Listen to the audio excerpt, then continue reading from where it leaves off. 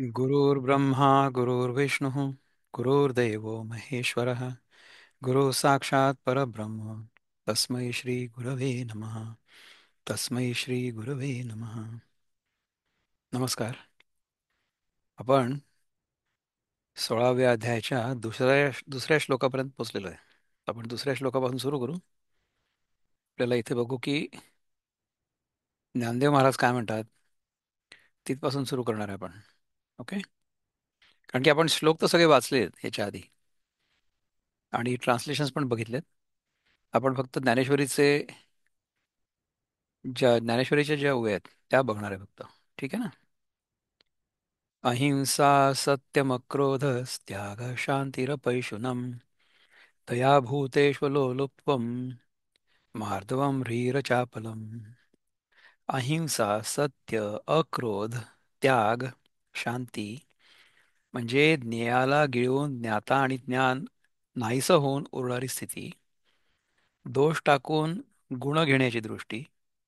भूतमात्रांच्या ठिकाणी दया, अनासक्ती, मृदुता, लज्जा, इंद्रियांच्या क्रियेचा थंडपणा.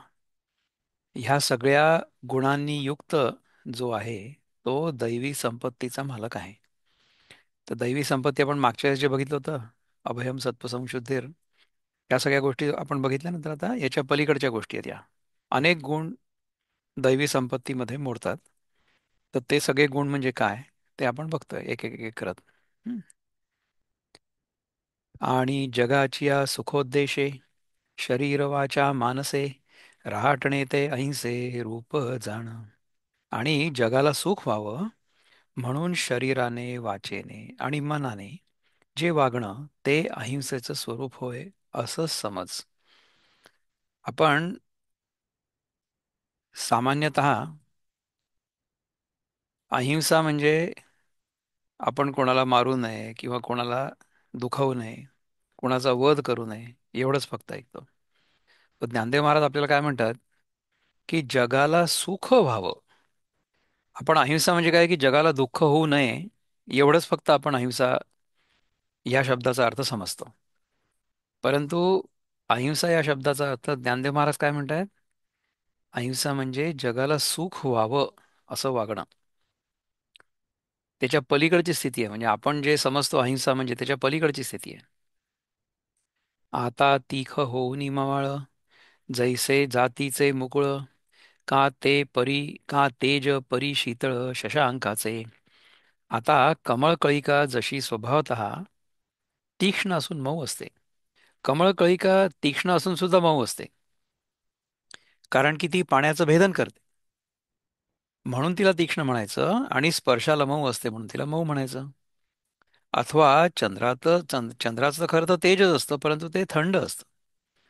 चंद्राचं तेज जरी असलं तरी सुद्धा ते थंड असतं. चंद्राच्या प्रकाशामध्ये आपण गोष्टी बघू शकतो ना, परंतु ते देखील थंड असतं. शके दावितांची रोग फेडू आणि जिभे तरी नव्हे कडू ते वोखदू नाही मा घडू उपमा कैची. दाखवल्याबरोबर रोग नाहीसा करू शकेल आणि जिभेला कडू लागणार नाही असं औषधच नाही. मग मी या अशा असल्या औषधाची उपमा कुठची देऊ. आपण समजा बरं नसलं, आपल्याला डॉक्टरला दाखवला, तर जर ताबडतोब बरा व्हायचा असेल रोग, तर त्याच्यासाठी डॉक्टर जो औषध देईल ना ते जरा जालिम असतं. म्हणजे काय की it is a more potent medicine. तर त्याची चव चांगली नसतेच मोस्ट ऑफ द टाइम, नाही का. मला तरी असं औषध आठवत नाही आहे की जे रोगाला ताबडतोब बरं करेल पण त्याची चव चांगली असेल. असं कुठलंच औषध मला माहिती नाही. आपल्याकडे कुठलं औषध आहे? आपल्याकडे जे औषध आहे ते रोगाला समूळ नष्ट करण्यासाठी आहे, परंतु ओव्हर टाईम, म्हणजे काही काळामध्ये. ताबडतोब जर दुरुस्त करायचं असेल तर मग ते औषध गोड लागेल असं नाही आहे. आता ताबडतोब समजा आपल्याला बरं व्हायचं असेल, आपलं पोट बिघडलं असेल समजा, किंवा आपल्याला डोकं दुखत असेल किंवा आणखीन काही होत असेल, आयुर्वेद काय सांगतो की आपल्या ज्या व्याधी आहेत ना, बहुतांश व्याधी जठराग्नी मंद झाल्यामुळे होतात. म्हणजे काय की पचन चांगलं होत नाही त्याच्यामुळे होतात. तर पचन चांगलं करण्यासाठी सगळ्यात पहिला आणि सोपा उपाय म्हणजे हा आहे की लंघन. म्हणजे ह्याच्या आधी आपण जे काही खाल्लेलं असेल ते पूर्णपणे पचवण्यासाठी केलेला उपवास. जर आपल्याला अशी काही समस्या असेल की जी उपवासाने सॉल्व्ह होऊ शकेल, तर आपण उपवास करायला पाहिजे. लंघन अर्थात तुम्हाला समजा ऍसिडिटी झाली असेल, तर तुम्हाला काहीतरी पाणी वगैरे प्यावं लागेल किंवा काहीतरी थंड प्यावं लागेल. नारळाचं पाणी म्हणा किंवा दूध. काही लोक पितात थंड दूध. ते ऍक्च्युली दुधामुळे ऍसिडिटी जात नाही, थंडपणामुळे ऍसिडिटी जाते. तर थंड पाणी पिऊनही तोच फायदा होऊ शकतो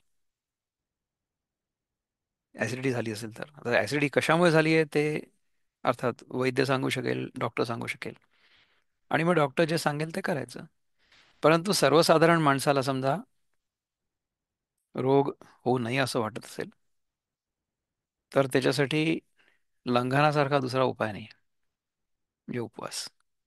आणि जर आपल्याला रोज उपवास करण्याची सवय असेल, तर मग लंघन करायची गरज पडणार नाही. म्हणजे एखाद दिवशी औषधासाठी म्हणून पूर्ण एक दिवस किंवा 2 दिवस लंघन करावं लागलं असं नाही होणार. तरी मऊपणे बुबुळे झगडता ही परी नाडळे, एरवी फोडी कोराळे पाणी जैसे. तरी जसं पाणी बुबुळाला घासलं तरी ते मऊपणामुळे डोळ्यामध्ये खुपत नाही. पण त्याच पाण्यासंबंधी विचार करून पाहिलं तर ज्याप्रमाणे ते डोंगराचा कडा फोडतं,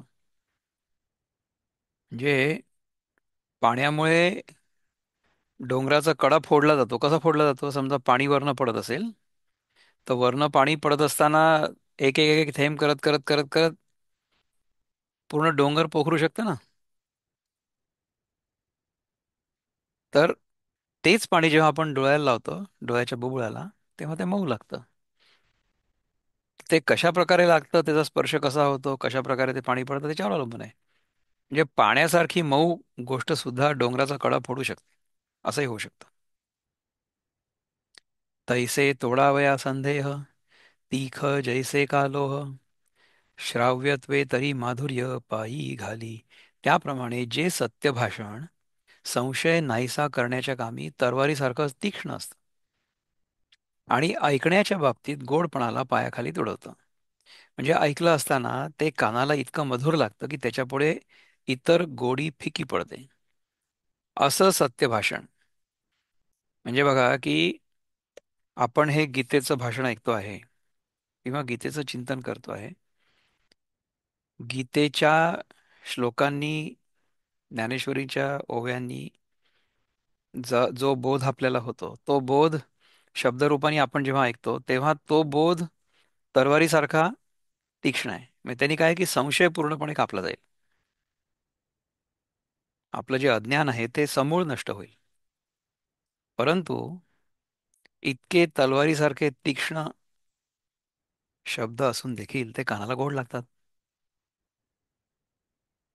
तर कानाला गोड लागणारं परंतु सत्याला पूर्णपणे कापणारं असं तीक्ष्ण हत्यार, ते म्हणजे सत्संग आहे. ते म्हणजे हा गीतेचा अभ्यास आहे, गीतेचं चिंतन आहे. ऐको ठाता कौतुके, काना ते निघती मुखे, जे साचारी वेचेनी बिके ब्रह्म ही भेदी. जे सत्य भाषण ऐकत असताना कानालाच मुख उत्पन्न होतात. म्हणजे कानाला मुख उत्पन्न होतात म्हणजे आपण त्याच्यातनं काहीतरी खातो. काय खातो? सत्संगाचं जेवण. पुन्हा पुन्हा ऐकावं अशी कानाला इच्छा उत्पन्न होते. ज्याचप्रमाणे आपण एखादी चांगली गोष्ट खाल्ल्यानंतर आपल्याला ती पुन्हा पुन्हा खावीशी वाटते, तसंच हे सगळं जे संभाषण आहे ते पुन्हा पुन्हा ऐकावं अशी कानाला इच्छा उत्पन्न होते. आणि जे सत्य भाषण आपल्या खरेपणाच्या जोरावर ब्रह्मालाही भेदून जातं. आपल्या खरेपणाच्या जोरावर ब्रह्मालाही भेदून जातं. ब्रह्माला भेदून जाणारं काही असू शकतं का? ब्रह्म सर्वव्यापी आहे. ब्रह्माला भेदून जातं ह्याचा अर्थ काय असू शकतो? ब्रह्माला भेदून जातं ह्याचा अर्थ हा आहे की ब्रह्माविषयी आपल्या मनामध्ये जर काही एखादी शंका असेल तर ती शंका ते भेदून जातं.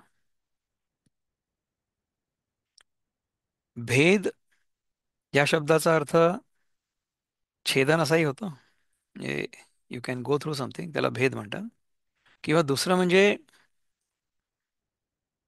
त्याचं जे मर्म आहे ते लक्षात येणं, हा पण त्याचा अर्थ होतो.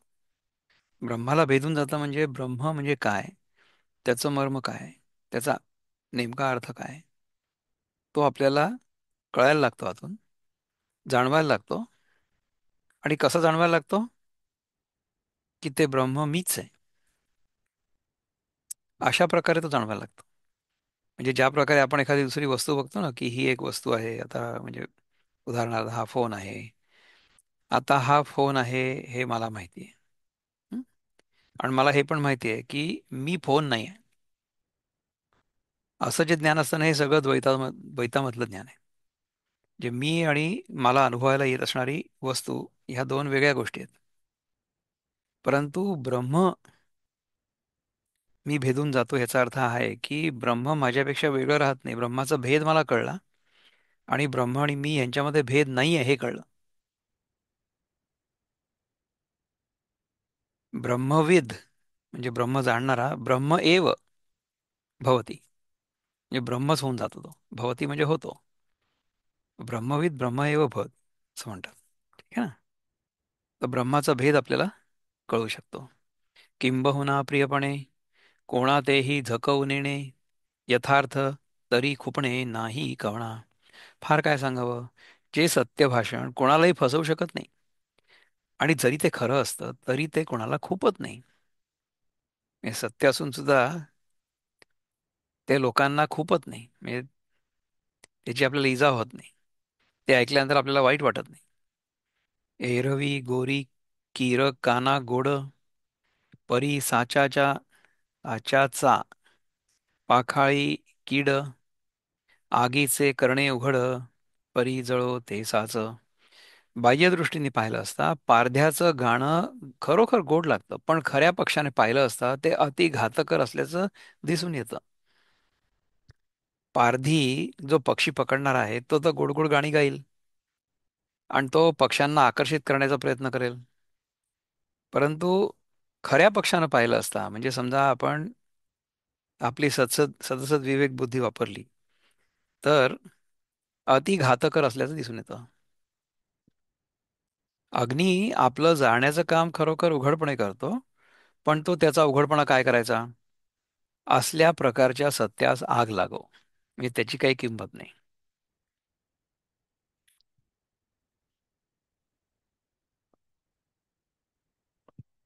पुन्हा एकदा ह्याचा अर्थ समजून घ्यायचा प्रयत्न करायचा का? बाह्य दृष्टीने पाहिलं असता पारध्याचं गाणं खरोखर गोड लागतं, पण खऱ्या अर्थानं खऱ्या पक्षाने पाहिलं असता ते अति घातकर असल्याचं दिसून येतं. बाहेरून आपल्याला ते गोड वाटू शकतं, परंतु ते आपल्याला घातक ठरू शकतं. अग्नी आपलं जाळण्याचं काम खरोखर उघडपणे करतो, पण तो त्याचा उघडपणा काय करायचा? असल्या प्रकारच्या सत्यास आग लागो, त्याची काही किंमत नाही. म्हणजे काय की असल्या प्रकारचं जे सत्य आहे ना, की जे जाळून टाकतं, त्याची काही किंमत नाही. जे सत्य असं आहे की जे अज्ञानाचा नाश करतं परंतु आपल्याला काही इजा करत नाही, ते सत्य खरं सत्य आहे. कानी लागता महुर, अर्थे विभांडी जिव्हार, ते वाचा नव्हे सुंदर लावची पा.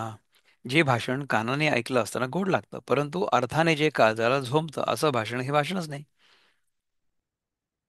म्हणजे कुठलं भाषण चांगलं नाहीये किंवा उपयोगाचं नाहीये ते सांगतात आपल्याला ज्ञानदेव महाराज.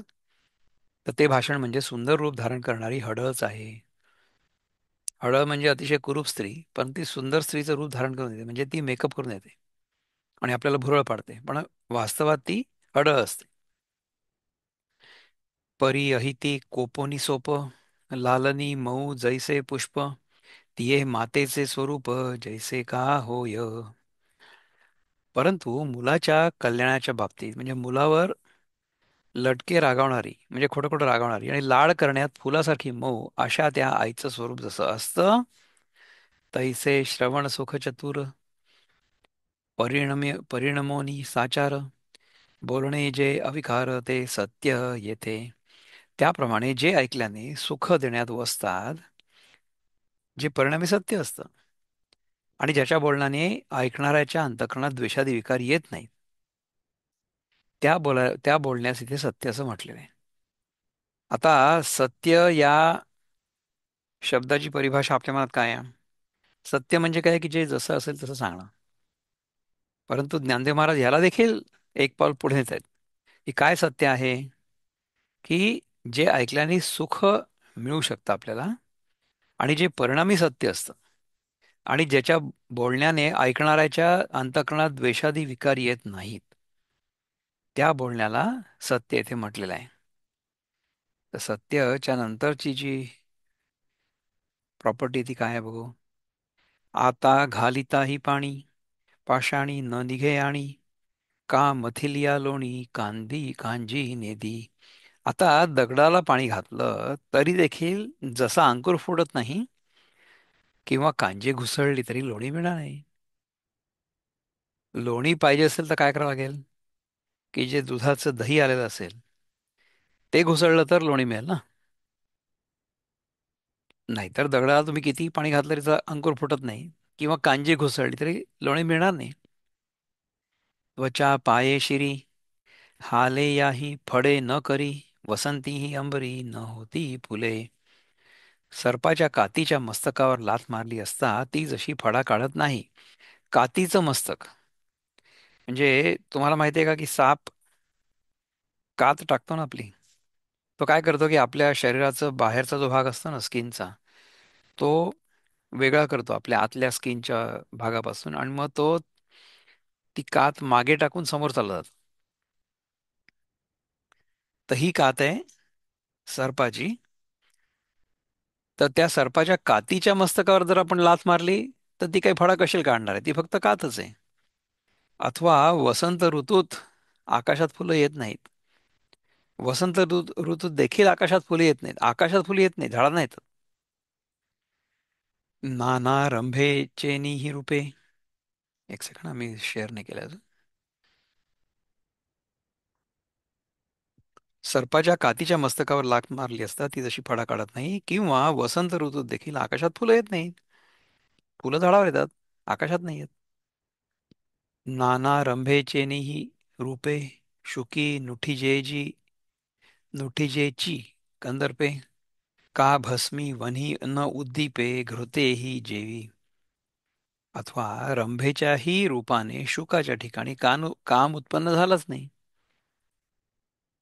किंवा राखेमध्ये तुपानेही अग्नी प्रदीप्त होत नाही. राखेमध्ये जर तुम्ही तूप जरी टाकलं ना तरी सुद्धा अग्नी येत नाही. देवीची कुमारू क्रोधे भरे, तैसिया मंत्राची बीजाक्षरे, तिये निमित्तेही अपारे मीन लिया. त्याप्रमाणे लहान मुलाला देखील राग येईल अशा शिलक्या शिव्या उच्चारल्या, आणि तरी दुसरी आणखीन कित्येक कारणे एकत्र मिळाली असतानाही, परिधातयाही पाया पडता, नुठी गतायू पंडुसुता, तैसी नुपजे उपजविता क्रोधोर्मिगा. परंतु अर्जुना, ब्रह्मदेवाच्याही पाया पडलं असता आयुष्य संपलेला पुरुष ज्याप्रमाणे उठत नाही,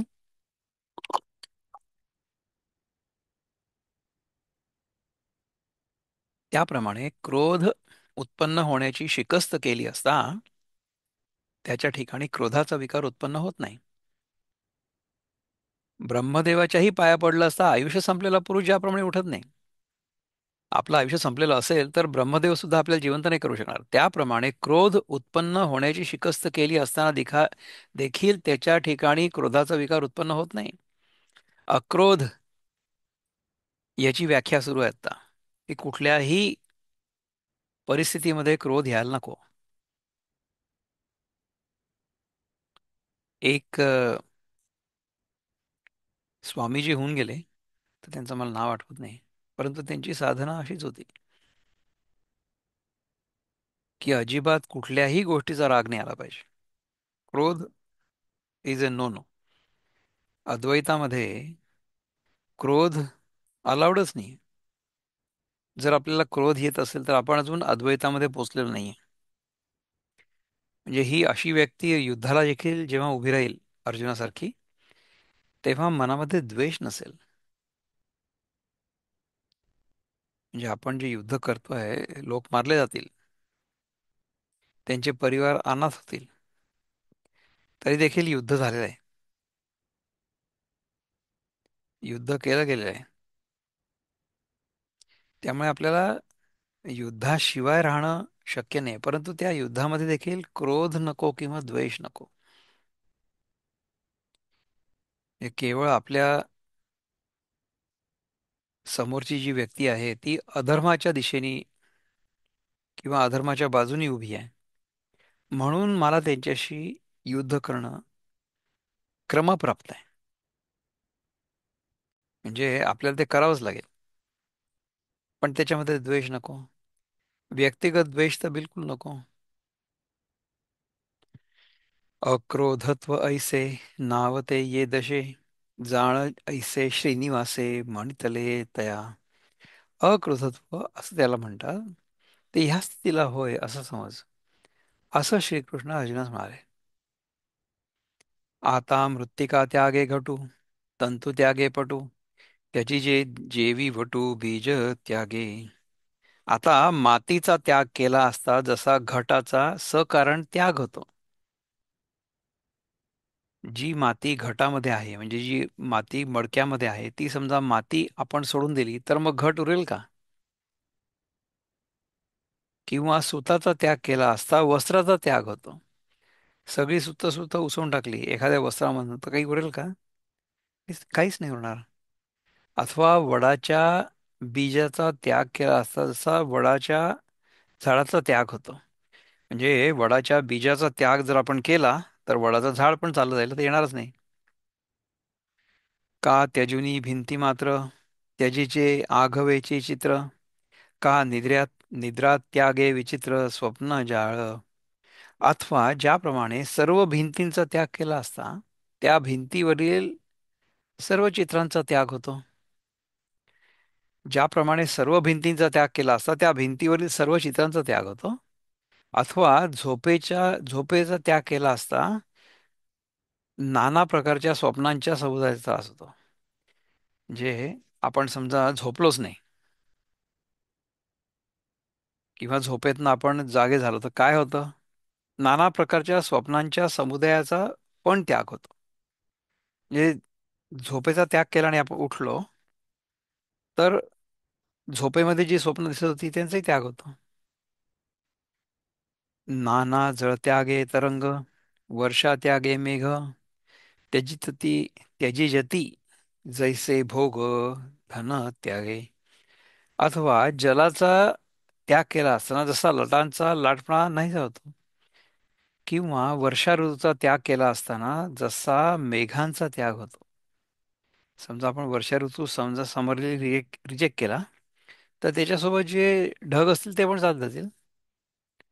ते नाही सापडणार आपल्याला, किंवा ते राहणार नाही मागे. अथवा द्रव्याचा त्याग केला असता भोगांचाही त्याग होतो. म्हणजे कसं की आपण समजा एवढेच पैसे ठेवले की जे आपल्या उपयोगाचे आहेत, पण ते जास्त काही नाही ठेवले, तर काय होईल? द्रव्याचा त्याग केला असता भोगांचा पण त्याग होईल. म्हणजे आपल्याकडे पैसेच नसले तर आपण भोग काय करणार, नाही का? तेवी बुद्धिमंती देही, अहंता सांडूनी पाही, सांडिजे अशेषही संसार जात. अर्जुना पहा, त्याप्रमाणे बुद्धिमान पुरुष देहाच्या ठिकाणी असलेल्या अहंतेचा त्याग करून सर्वही संसार मात्राचा कारणास्तः त्याग करतात. आता हे जरा समजून घ्या. बुद्धिमान पुरुष काय करतात की शरीराच्या ठिकाणी जी अहंता आहे, म्हणजे काय की हे शरीर म्हणजेच मी आहे हे असं वाटणं, ह्याचा जर आपण त्याग केला तर जगातल्या सगळ्या विषयांचा त्याग होईल ना. कारण की हे जग निर्माण केव्हा होतं? जेव्हा we are identified with our body, only then the world appears. When we are not identified with the body, the world doesn't appear. असं कसं सांगता तुम्ही? असं होऊच नाही शकत. अरे असं रोज होत आहे. रोज होत आहे. केव्हा होत आहे? आपण झोपल्यावर. सगळ्यांचा त्याग करून आपण झोपतो. सगळेजण झोपतात. तुम्ही अगदी एक माणूस देखील आणून दाखवा की जो कधीच झोपला नाही. तसं नाही होत. देवी बुद्धिमंती देही, अहंता सांडून पाही, सांडीजे अशेषही संसार जात. अर्जुना पहा. आणि त्याप्रमाणे बुद्धिमान पुरुष देहाच्या ठिकाणी असलेल्या अहंतेचा त्याग करून सर्वही संसार मात्राचा कारणास्तव त्याग करतात. समजा आपल्याला आत्मबोध झाला, तर आत्मबोधामुळे काय होईल की आपली जी स्वतःबद्दलची संकुचित मनस्थिती आहे, तर ती संकुचित मनस्थिती बरोबर नाही आहे. त्याप्रमाणे बुद्धिमान पुरुष देहाच्या ठिकाणी असलेल्या अहंतेचा त्याग करून, अहंता म्हणजे sense of I am this, म्हणजे आपल्या शरीराबद्दल आपल्याला असं वाटतं ना, आपण इतर अनेक गोष्टी पाहतो, ऑब्जेक्टिव्हली पाहतो, आणि ही गोष्ट अमुक आहे आणि ती गोष्ट आहे मला माहिती आहे, हे आपण म्हणतो. परंतु जेव्हा आपण स्वतःच्या शरीराकडे बघतो, तेव्हा आपल्या अनुभवामध्ये काय येतं माहिती आहे का? आपल्या अनुभवामध्ये फक्त सरफेस लेव्हलचाच अनुभव येतो. त्यामुळे आपण स्वतःला खोलवर कोण आहोत हे ओळखण्याचा न प्रयत्न करतो ना, आपल्याला माहिती असतं. आपण जर स्वतःला देह समजलो, तर आपण अतिशय पेरिफेरल किंवा वरच्या पातळीवर राहतो आहोत. तो जर नाही झाला, तर म्हणजे आपली जी अहंता आहे ती आपल्या देहाला चिकटण्याऐवजी, मनाला चिकटण्याऐवजी समजा आपल्या खऱ्या मीला चिकटली, तर आपल्या वेगळेपणाच्या अहंतेचा आपण त्याग करू आणि संसार मात्राचा सुद्धा कारणासह त्याग करते. म्हणजे हा संसार जो झालेला आहे, किंवा आपल्याकडे ज्या गोष्टी आहेत, किंवा तुम्हाला हे लॅपटॉप दिसतंय किंवा या लॅपटॉपवर माझं चित्र दिसतंय, हे सगळंच्या सगळं जे आपल्याला दिसतंय ना, as a world, as the world, ते सगळंच्या सगळं आपण जेव्हा स्वतःला देह समजतो आणि देहातून जगाकडे बघतो, तेव्हा ते आपल्याला जाणवतं.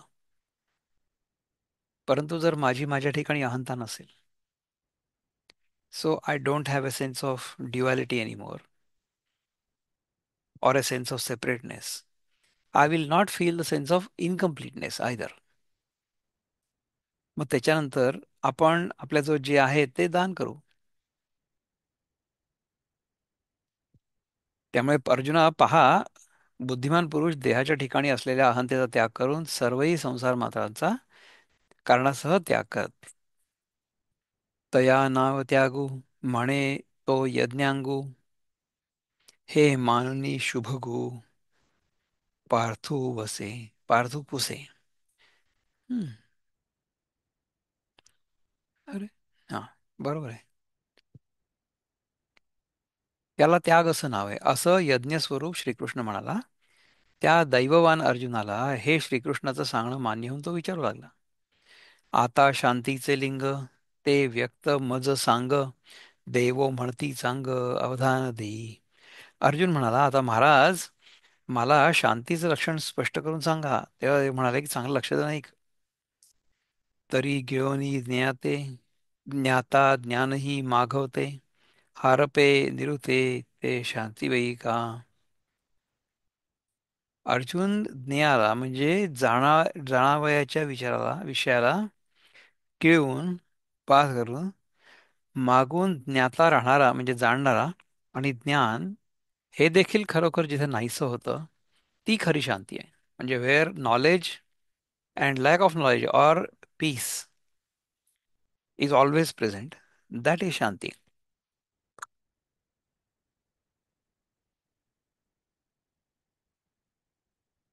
म्हणजे ज्ञेय आणि ज्ञाता, ऑब्झर्वड वर्ल्ड आणि ऑब्झर्वर, ह्या दोन्ही गोष्टी जिथे नाहीशा होतात, ती शांती आहे.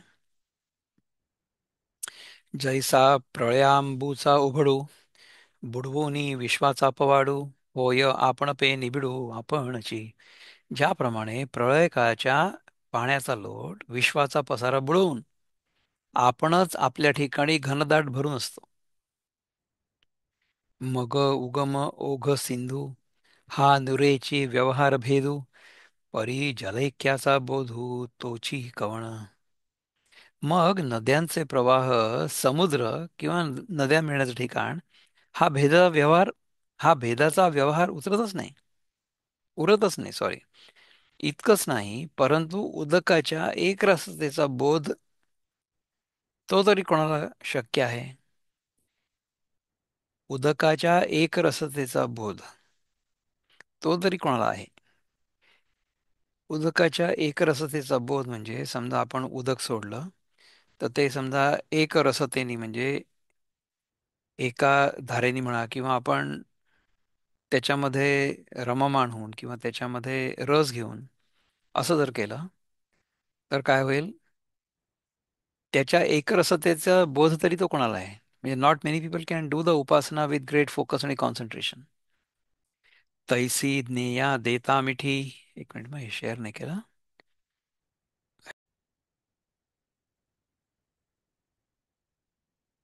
आता let me share the screen again.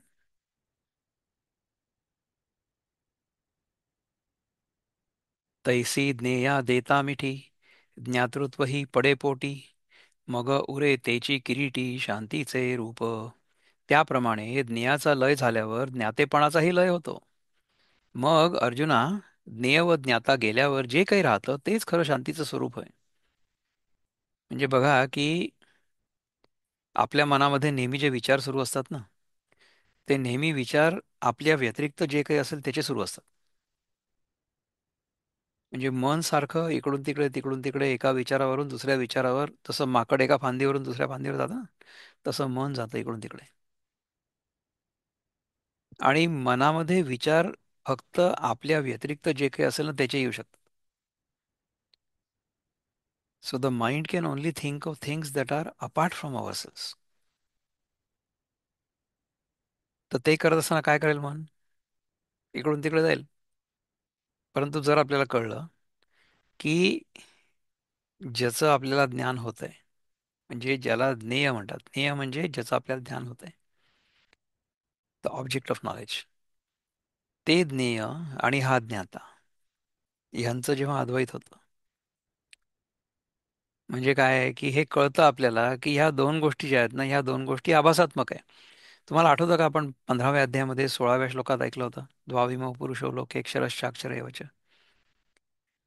याचा अर्थ हा आहे की आपण जेव्हा सकाळी उठतो तेव्हा मी अनुभव करता आणि अनुभव होत असलेलं हे जग, हे द्वैत आपोआप तयार होतं. त्याला आपण काही नाही करू शकत.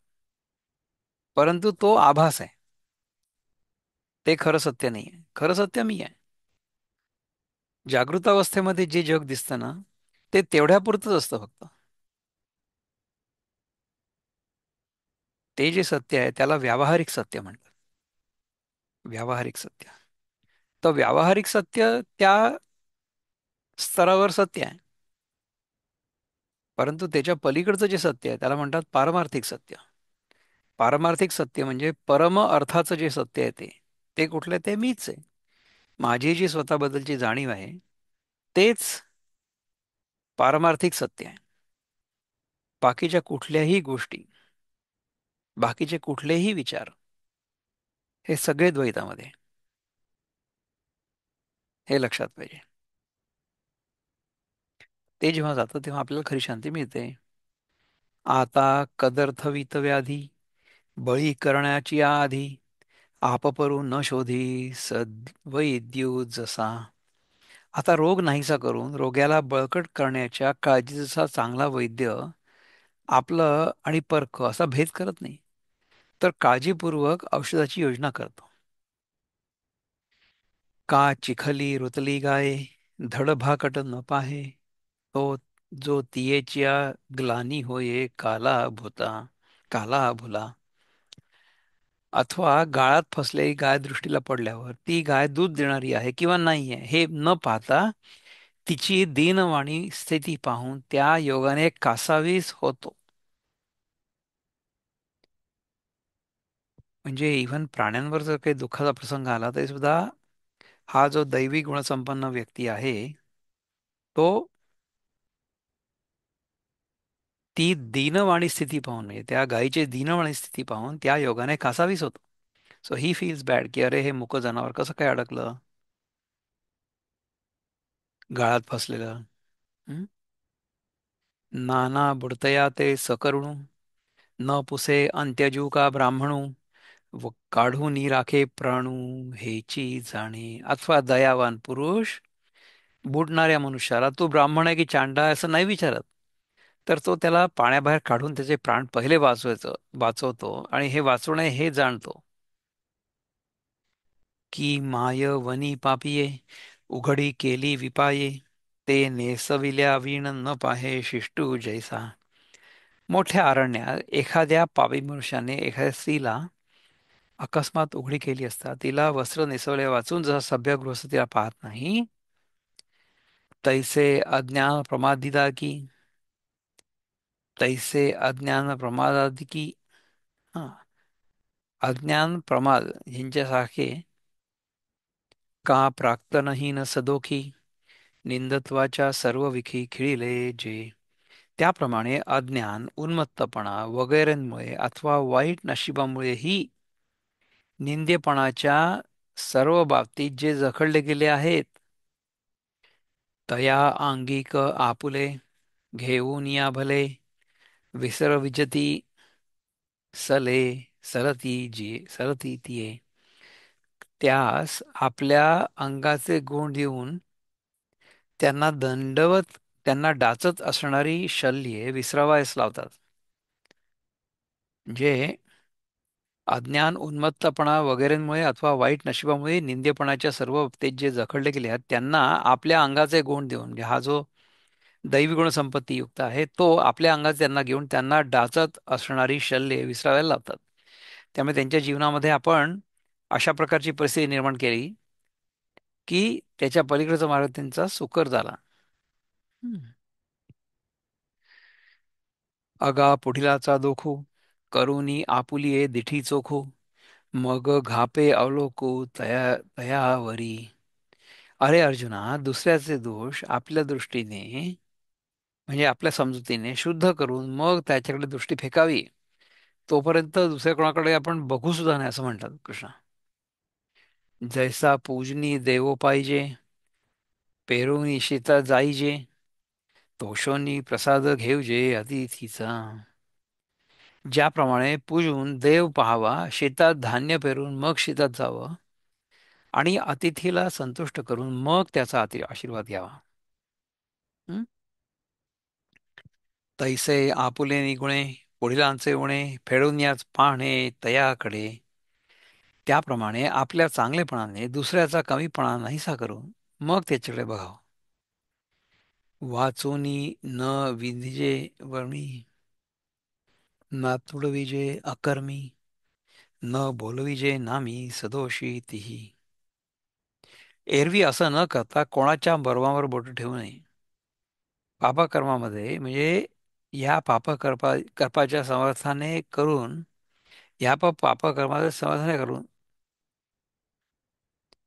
म्हणजे कसं आहे की एरवी असं न करता कोणाच्या वर्मावर टोचू नये, म्हणजे पापकर्मांमध्ये किंवा त्या पापकर्माचं समर्थन करून कोणास गुंतवू नये. आता कसं आहे पहा की समजा एखाद्याला दारू प्यायची सवय असली तर त्यांना आपण मुद्दाम दारू आणून देऊ आणि त्यांना आणखीन व्यसनात लोटू का? जर आपल्यामध्ये चांगुलपणा असला तर आपण तसं नाही करणार, आपण त्यांची वाईट सवय सोडायचा प्रयत्न करू. पापकर्मांमध्ये म्हणजे त्या पापकर्मांचं समर्थन करून कोणाला गुंतवू नये आणि ज्या नामामध्ये त्यांच्या दोषाचा उल्लेख होतो अशा नामांनी त्याला हाक मारू नये. समजा आता एखादा क्रिमिनल आहे, त्या क्रिमिनलचं नाव ठेवलं असेल पोलिसांनी ते आतमध्ये गेल्यानंतर की लाईक टोनी, तर कुठलंही नाव घ्या, म्हणजे असंच नाव घ्यायला आपले इथले काही नाव आहेत की ज्यांना काही अर्थच नाहीये. तर असं न करता कोणाच्या तरी वर्मावर टोचू नये, पापकर्मांमध्ये त्या पापकर्मांचं समर्थन कोणाच गुंतवू नये आणि ज्या नामांमध्ये त्यांच्या दोषाचा उल्लेख होतो अशा नामाने त्याला हाक मारू नये.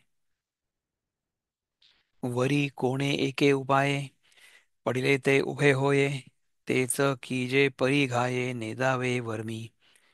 शिवाय वाईट स्थिती असेल तर तर जो ज्या कोणाला कोणत्या उपायांनी चांगल्या स्थितीला येईल तेच चांगलं करावं, परंतु वर्मावर घालू नये.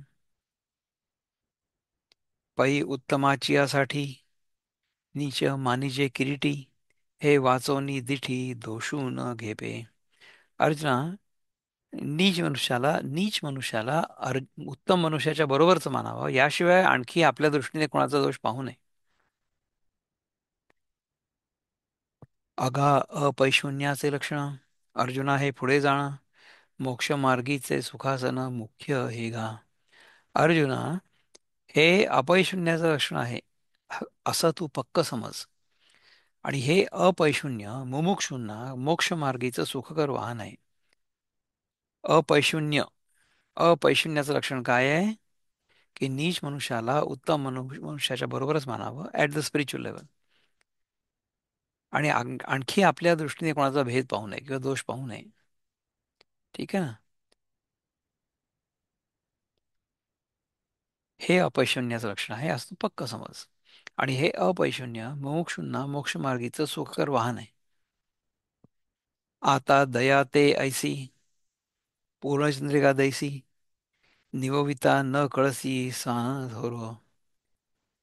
आता दया ती अशी की ज्याप्रमाणे पौर्णिमेच्या चंद्राने चांदणं थंडावा देत असताना सुद्धा लहान थोर अशी निवड करत नाही, तसं इकडे सारखंच प्रकाशित होतं, तसं इकडे सारखाच प्रकाश देतं. तैसे दुःखितांचे शिंपणे तैसे दुःखिताचे शिंपणे नाही. तैसे दुःखिताचे शिणणे, हिरता सकणवपणे उत्तमाधम नेणे विवंचुगा. त्याप्रमाणे ती दया दुःखितांचे क्लेश कृपाळूपणे हरण करीत असता श्रेष्ठ किंवा कनिष्ठ असा भेद करणं जाणत नाही. म्हणजे सांगायचं काय इथे की निसर्गामध्ये ज्या सगळ्या घटना घडतात किंवा निसर्गामध्ये ज्या सगळ्या गोष्टी आपल्याला ॲज ए बून मिळालेल्या आहेत, त्या सगळ्या गोष्टी सगळ्या लोकांवर तशीच कृपा करतात. ते लहान थोर अशी निवड करत नाहीत. हा, आणि त्याप्रमाणे ती दया दुःखितांचे क्लेश कृपाळूपणे हरण करीत असताना श्रेष्ठ किंवा कनिष्ठ असा भेद करणं जाणत नाही. पै जगी जीवनासारिखे वस्तू अंगवरी उपखे, परी जाते जीवित राखे तृणाचेही. जगामध्ये पाण्यासारखी वस्तू स्वतः अंगाने नाश पावते, परंतु गवताच्या देखील जात असलेल्या जीविताचं रक्षण करते. So water is crucial to all life. तैसे पुढिलाचे नितापे, कळवळलिये कृपे, सर्वस्वेसी दिधलेही आपण वे. थोडेची गमे सर्वस्वेसी दिसलेची आपण पे, थोडेची गमे. त्याप्रमाणे दुसऱ्यांच्या दुःखाने कृपेने कळवळले असताना त्यांच्या दुःख निवारणार्थ सर्वस्वासह आपल्या सर्व स्वतःला अर्पण केलं, आपण स्वतःला अर्पण केलं तरी देखील त्याला काही अर्पण करण्याला तर थोडंच वाटतं. निम्न भरली याविणे, पाणी ढळवची निणे, तेवी श्रांता तौशोनी जाणे सामोरे पहा. वाहत असलेलं पाणी खड्डा अपुरा भरलं तर पुढे सरकवायचंच जाणत नाही. त्याप्रमाणे पुढे आलेल्या म्हणजे दुःखिताला संतुष्ट करून मग ज्याच्या पुढे जाणे पै काही गाडा पै काही पै पायी सॉरी पै काही कसं वाटतं मी पै पायी काटा निहटे, तव व्यथा जीवी उमटे, तैसा पोळे संकटे पुढिला चेनी. पायात काटा शिरतो आणि त्याच क्षणी ते दुःख अंतःकरणात प्रकट होतं. त्याप्रमाणे दुसऱ्याच्या दुःखाने जो पोळला जातो, आपल्या पायात जर काटा गेला तर आपल्याला वाईट वाटेल, परंतु तशाच प्रकारचं दुःख इतर माणसांना पण होतं आहे. का पावो शीतळती का पावो शीतळता लाहे, की ते डोळ्याची लागी होय. वैभवता वैभव तैसा परसुखे जाये सुखा वस्तू. अथवा पाण्याला थंडावा मिळतो तो डोळ्यांच्या उपयोगाला येतो. त्याप्रमाणे जो दुसऱ्याच्या सुखाने सुखी होत असतो. आपल्याला इथे पहा बरं, तुमच्या जीवनामध्ये तुम्ही सुखी आहात तर सगळेच लोक सुखी आहेत का? आय शुअर की तुमच्या ओळखीत असे लोक असतील की ज्यांना असं वाटत असेल की यांचं असं असं काय चाललंय म्हणून. नाही का? तर दुसऱ्याच्या सुखामध्ये सुखी होणं ही फार वरची पायरी आहे. कठीण आहे कला ती. किंबहुना तृषिता लागी पाणी आटलिये पाहिजे का? पाणी आळलिये जाई तैसे दुःखितांचे सेलबागी जिणे जिया जयाचे. फार काय प्रश्न सांगावं. विचारू का? येस. समीर, हा. एक प्रश्न होता तुला? 160 हा. पर्यंत आपण आलोय आता सध्या. तुम्ही काय सांगा आहात? काय म्हणतोय? तर अध्यात्मामध्ये प्रोग्रेसचं काय स्थान आहे? अद्वैत वेदांतमध्ये प्रोग्रेसला स्थान आहे का नाही म्हणजे? अद्वैत वेदांतामध्ये कशाला स्थान आहे का? प्रोग्रेस प्रोग्रेस प्रोग्रेस प्रोग्रेसला. प्रोग्रेस. हा. हा, ओके, ठीक आहे. छान आहे प्रश्न. अद्वैत वेदांतामध्ये प्रोग्रेसला म्हणजे प्रगतीला स्थान आहे किंवा नाही, हा प्रश्न आहे. हा. अद्वैत वेदांताच्या साधनेमध्ये प्रगतीला अवश्य स्थान आहे. अद्वैत वेदांताच्या साधनेमध्ये प्रगतीला अवश्य स्थान आहे. ठीक आहे. अद्वैत वेदांताची जी साधना आहे ना, ती साधना होत असताना, ती साधना आपण करत असताना त्या साधनेमध्ये प्रगतीला अवश्य स्थान आहेच. परंतु अद्वैताची सिद्धी झाल्यावर, अद्वैत प्राप्त झाल्यावर किंवा अद्वैत लक्षात आल्यानंतर, अद्वैत कळल्यानंतर हे लक्षात येईल की प्रगती जी आहे ना ती आभासात्मक आहे. परंतु जोपर्यंत त्या अद्वैताची सिद्धी होत नाही तोपर्यंत अद्वैताची साधना करणं आवश्यक आहे, आणि अद्वैताची साधना करताना प्रगती होणं देखील आवश्यकच आहे. आवश्यक नाही, शक्य आहे ते, आणि होणारच आहे. ती प्रगती नाही झाली तर मग आपण पुढे जाणार कसं? आता सध्या कसं आहे माहिती आहे का? आपण आहोत द्वैतामध्ये. आपली जी प्रगती आहे ती द्वैताकडून अद्वैताकडे होणार आहे. तर जोपर्यंत ती झालेली नाही आहे, जोपर्यंत आपण अद्वैतामध्ये नाही आहोत तोपर्यंत द्वैतामध्ये प्रगती करावी लागेल. म्हणजे अद्वैतामध्ये प्रगती शक्य आहे का? तर थिअरिटिकली नाही, परंतु अद्वैताच्या साधनेमध्ये प्रगती शक्य आहे का? येस. अद्वैताच्या साधनेमध्ये प्रगती शक्य आहे, आणि अद्वैताची साधना द्वैतामध्येच होते. आहे ना गंमत? असं आहे. लेटस कम्प्लीट हा जो श्लोक आहे ना, याच्या सगळ्या ओव्या पूर्ण करून नंतर पुढचा श्लोक पुढच्या वेळेस पाहू. का पावो शीतळता लाहे, की ते डोळ्याची लागी होये. तैसा परसुखे जाये सुखावतू. अथवा पायाला थंडावा मिळतो तो डोळ्यांच्या उपयोगाला येतो. म्हणजे पायाला जर थंडपणा लागला तर डोळ्यांच्या उपयोगाला येतो असं म्हणतात. त्याप्रमाणे जो दुसऱ्याच्या सुखाने सुखी होतो. तुम्ही मला सांगा की इथे आपण दुसऱ्याच्या दुःखामध्ये सहभागी होतो, आणि दुसऱ्याला दुःख झालं तर आपल्याला दुःख वाटतं. हे होतं. हे सर्वसाधारण आहे. आपल्या ओळखीच्या कोणाला दुःख जर झालं तर आपल्याला त्यांच्या दुःखामध्ये दुःख वाटतं. We also feel bad. परंतु जर कोणाला सुख झालं तर त्याच्या सुखामध्ये आपण तेवढे सुखी होतो का? स्वतःशीच विचार करून बघा. तर जो दुसऱ्याच्या सुखामध्ये देखील तेवढा सुखी होतो तो खरा संत आहे. दुसऱ्याच्या दुःखामध्ये दुःखी होणारा माणूस माणूस आहे, परंतु दुसऱ्याच्या सुखामध्ये सुखी होणारा मनुष्य जो आहे ना तो संत आहे. किंबहुना तृषिता लागी पाणी आरालिये असे जगी, तैसे दुःखिताचे सेलभागी जिणे जयाचे. फार काय सांगावं. तहानलेल्या करता जसं जगात पाणी राहिलं आहे, त्याप्रमाणे अत्यंत दुःखितांच्या दुःख निवारणार्थ ज्यांचं आयुष्य खर्ची होतं. तर कसे जड जड शब्द आहे बघा हे. फार काय सांगावं. तहानलेल्या करता जसं जगात पाणी आहे. म्हणजे ते पाणी प्यालो आपण, म्हणजे आता मला समजा तहान लागली, मी हे पाण्याचा घोट घेतला, तर मला बरं वाटलं. हं? त्याप्रमाणे अत्यंत दुःखितांच्या दुःख निवारणार्थ, जे दुःखी लोक आहेत, दुःखित म्हणजे काय, जे दुःखी आहेत, अत्यंत दुःखितांच्या, ज्यांना खूप दुःख झालेलं आहे, अशा दुःखी लोकांच्या दुःख निवारणार्थ, म्हणजे त्यांचं दुःख निवारण करण्यासाठी, त्यांचं दुःख कमी करण्यासाठी, दूर करण्यासाठी ज्यांचं आयुष्य खर्ची होतं, तो पुरुषो वीरराया, मूर्तिमंत जाण दया, मी उदय जतांची तया, ऋणिया लाभे. हे वीरांच्या राजा अर्जुना, तो पुरुष दयेची प्रत्यक्ष मूर्ती आहे असं समज. आणि ती दया त्याच्या ठिकाणी उत्पन्न होताच मी त्याचा ऋणी होतो. अशा प्रकारची दया ज्याच्या मनामध्ये उत्पन्न होते ना, त्याचा श्रीकृष्ण ऋणी होतो.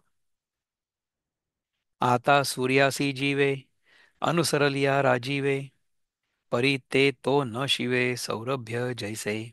आता सूर्यकमळ सूर्याला जीवाभावाने अनुसरले असते, म्हणजे सूर्यकमळ जे आहे ते सूर्याकडे सूर्याच्या दिशेने नेहमी तोंड करून असतं. हे खरं, परंतु तो सूर्य जसा कमळाच्या सुवासाला स्पर्श करत नाही,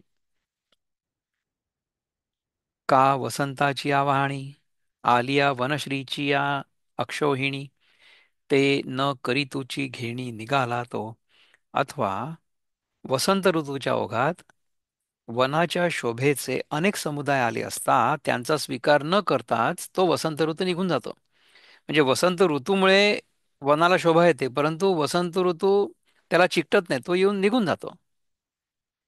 हे असो महासिद्धीसी, लक्ष्मी ही आलियापाशी, परी महाविष्णू जैसी न गणीच ते. म्हणजे हे राहू दे, अष्टमहासिद्धीसह लक्ष्मी देखील जवळ आली असली तरी महाविष्णूने जसं तिला मोजलंच नाही. म्हणजे आपल्याला समजा पैसे मिळाले आणि आपण ते पैसे मोजलेच नाही, फक्त तसंच पाकिट खिशात ठेवून दिलं न मोजता. तैसे ऐहिकीचे का स्वर्गाईचे, भोग पायिक जालिया इच्छेचे, परी भोगावे हे न रुचे मना माझी. त्याप्रमाणे इहलोकीचे आणि स्वर्गातले भोग हे आपल्या इच्छेचे दास झाले असता, हे सगळे भोग आपल्याला प्राप्त होऊ शकतात, आपली इच्छा झाल्याबरोबर प्राप्त होऊ शकतात, असं असताना सुद्धा ते भोगावे हे ज्याला मनातून आवडत नाही. आपल्याजवळ भोग उपलब्ध आहेत, परंतु आपल्याला ते भोग भोगण्याची इच्छा नाही म्हणा, किंवा आपल्याला ते मनापासून आवडत नाही. बहुवे काय कौतुकी, जीव नोहे विषयाभिलाखी, अलोलुप्त्वदशा ठाऊकी जाण ते. फार काय सांगावं, सहज कौतुकाने सुद्धा जीव विषयांची इच्छा धरत नाही. अलोलुपत्वाची म्हणजे अनासक्ततेची प्रसिद्ध अवस्था ती ही आहे असं समज. म्हणजे आपल्यासमोर कितीही प्रलोभन जरी असलं तरी सुद्धा त्या प्रलोभनाला आपण बळी पडणार नाही. ही दैवी संपत्ती आहे. आता माशिया जैसे मोहळ, जळचरा जैवी जळ, का पक्षिया अंतराळ मोकळे हे. आता मधमाशांना जसं मोहळ सुखकर वाटतं, किंवा जलचरांना जल असं सुखकर वाटतं, किंवा पक्ष्यांना जसं आकाश संचार करायला मोकळं असतं, ना तरी बाळकोद्देशे, मातेचे स्नेह जैसे, का वसंतीच्या स्पर्शे मऊ मलयानिऊ. अथवा आईचं लेकराविषयी प्रेम जसं हळुवार असतं, अथवा काय झालं? अथवा वसंत ऋतूतील मलय पर्वतावरून वाहत येणारा वारा स्पर्शाला जसा मऊ असतो, तसं डोळ्या प्रियांची डोळ्या प्रियाची भेटी, का पिलिया कुर्मीची दिठी, तैसी भूतमात्री राहटी मवाळते. डोळ्यांना प्रिय वस्तूची भेट जशी सुखकर असते, किंवा कासवीची दृष्टी तिच्या पिलांना जशी सुखकर असते, त्याप्रमाणे जे प्राणीमात्रांच्या ठिकाणी वागणं मऊ आणि सुखकर असतं, स्पर्शे अतिमृदू, मुखी घेता सुस्वादू, घ्राणासी सुगंधू उजाळू अंगे. स्पर्शाला अतिमऊ, तोंडात टाकला असताना चांगला रुचकर आणि नाकाला वास देणारा, आणि अंगाने स्वच्छ म्हणजे निर्मळ, तो आवडे तेवढा घेता, विरुद्ध जरी न होता तरी उपमेयेता कापूर की. तो वाटेल तेवढा घेतला असता जर कोणालाही अपायकारक झाला नसता तर तो कापूर या मार्दवाच्या उपमेला आला असता. परी महाभूते पोटी वाहे तेवीची परमाणु माझी सामाये. या विश्वानुसार होये गगन जैसे. मार्दव किंवा मृदुता म्हणजे सॉफ्टनेस याची डेफिनिशन सुरू आहे सध्या. हं? जसं आकाश आपल्या पोटात वायू वगैरे महाभूतास धारण करतं, परंतु त्याचप्रमाणे ते आकाश परमाणूमध्ये मावलं जातं. आणि जसं हे विश्व तसं ते होतं. So akash is very flexible. It takes on the shape of whatever is in it. काय सांगो ऐसे जिणे जे जगाचेनी जीवे प्राणे तया नाव म्हणे मार्दव मी. फार काय सांगू असं जे जीव प्राणांकरता जगणं आहे त्याचं नाव मार्दव आहे असं मी म्हणजे श्रीकृष्ण म्हणतो. आता पराजये राजा जैसा कदार्थी जेला जा का मानिया निस्तेजा निकृष्टास्तव. आता ज्याप्रमाणे राजा पराभवामुळे लज्जेने कष्टी होतो किंवा मानी पुरुष हीनदशेमुळे लाजेने निस्तेज होतो. नाना चांडाळ मंदिराशी अवचटे आलिया संन्याशी मग लाज होय जैसी उत्तमा तया. अथवा अंत्यजाच्या घराला चुकून संन्यासी आला म्हणजे अंत्यज म्हणजे समाजामधला जो सगळ्यात शेवटचा व्यक्ती असतो तो. त्याच्या घरी समजा चुकून संन्यास आले, आता हे घर चांडाचं आहे असं त्याला कळलं, मग त्या उत्तम पुरुषाला जशी लाज वाटते. क्षत्रिया रणी पळवणी जाणे ते कोणसा हे लाजिरवाणे का वैधव्ये पाचारणे महासती येते. क्षत्रियाने रणातून पळून जाणं हे लाजिरवाणं कृत्य कोणता क्षत्रिय सहन करील. किंवा महाप्रतिव्रतेला वैधव्य दाखवणाऱ्या नावाने हाका मारणं कसं सहन होईल. रूपसा उदयले कुष्ट संभाविता कुटीचे बोट तया लाजा प्राणसंकट होय जैसे. रूपवानाला जर कोड फुटलं तर किंवा अथवा संभावित पुरुषाला जर आळाचा डाग लागला तर त्या लाजेने त्यांना प्राणावर संकट बेतल्यासारखं होतं. तैसे औटहातपणे जे शव होऊनी जिणे उपजो उपजो मरणे नावा नावा. त्याप्रमाणे 3.5 हात शरीरच स्वतःला समजून घेऊन जे प्रेतासारखं होऊन जगावं आणि वारंवार जन्मास येऊन मरावं. तिये गर्भ मेद मुसे रक्त मूत्र रसे वोती व होऊनी असे ते लाजिरवाणे. गर्भातील त्या मेदाच्या मुशीत, मेद म्हणजे फॅट, त्याच्यामध्ये रक्त आणि वीर्य या रसांचा ओतलेला पुतळा होऊन राहणं ते लाजिरवाणं होय. म्हणजे गर्भवासाबद्दल बोलतायत महाराज, की 9 महिने जसा गर्भ आईच्या देहात राहतो ते जसं लाजिरवाणं होय. हे बहु असो देहपणे नामरूपासी येणे नाही गा लाजिरवाणे तयाहुनी. हे फार बोलणं पुरे, आपण देहच आपण आहोत अशी समजूत ठेवून नामरूप याचा अंगीकार याहून दुसरी लाजिरवाणी गोष्ट नाही. आपण स्वतःला देह समजतो हे सगळ्यात जास्त लाजिरवाणं आहे. ऐसे सिया अवकळा घेपे शरीराचा कंटाळा ते लाज पै निर्मळा निसुगा गोड. अशी दुर्दशा होते म्हणून ते शरीराची शिसारी घेतात. त्यांना शरीराबद्दल काही वाटत नाही. जड देहाशी तादात्म्य करून राहण्याची लाज समजूतदार पुरुषात असते. जर आपण समजूतदार पुरुष असू तर आपल्याला आपल्या देहात राहतो आहोत आणि आपण देह भावानी जगतो आहोत याची लाज वाटेल. पण निर्लज्ज पुरुषाला शरीराशी तादात्म्य करून राहण्याचं बरं वाटतं. जर आपल्याला आपल्या शरीरापासून आसक्ती असेल म्हणजे शरीरासाठी शरीराप्रती, तर हा देह आपल्याकडनं सुटणार नाही सहजासहजी. फार वाईट परिस्थितीमध्ये आणि त्रास होऊन हा देह जाईल, कारण की आपल्याला देहाबद्दल आसक्ती आहे. पण जर नसली तर मग सहज सुटू शकतो. आता सूत्रतंतू तुटलिया चेष्टाची ठाके सायखडिया तैसे प्राणजये कर्मेंद्रिया खुंटे गती.